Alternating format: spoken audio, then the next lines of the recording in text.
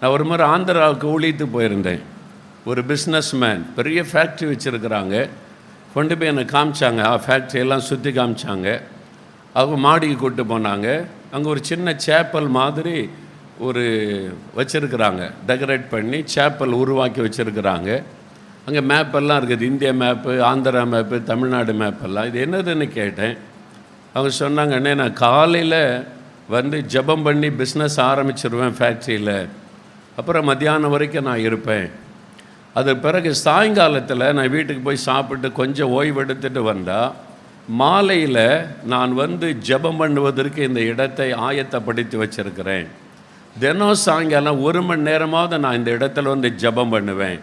ஆண்டவரை தியானித்து நம்முடைய தேசத்துக்காக அதான் இந்த மேப்பெல்லாம் வச்சுருக்கிறேன். குறைந்தது 1 மணி நேரம் நான் ஜெபம் செய்வேன்.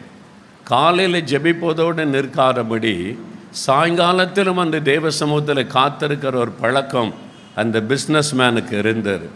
அவங்களுடைய பிஸ்னஸை பார்த்திங்கன்னா இந்த கொரோனா காலத்தில் நான் ஃபோன் பண்ணி விசாரித்தேன். அவங்க எல்லா ஃபேக்ட்ரியும் க்ளோஸ் பண்ணுறாங்க, நீங்கள் எப்படி இருக்கிறீங்க அப்படின்னு கேட்டேன். அவங்க சொன்னாங்க, கொரோனா காலத்தில் தான் எங்கள் பிஸ்னஸ் பல மடங்காக பெருகி இருக்கிறது. நாங்கள் நிறைய புதுசாக வேலைக்கு ஆள் எடுத்து தொடர்ந்து எங்களுடைய ஃபேக்ட்ரி ரன் ஆகி கொண்டு இருக்கிறதுன்னு சொன்னாங்க. தேவனை தியானிக்கிறவங்களுக்கு கொரோனா வந்தாலும் சரி, எந்த கொள்ள நோய் வந்தாலும் சரி, ஆசீர்வாதம் தடைப்படாது.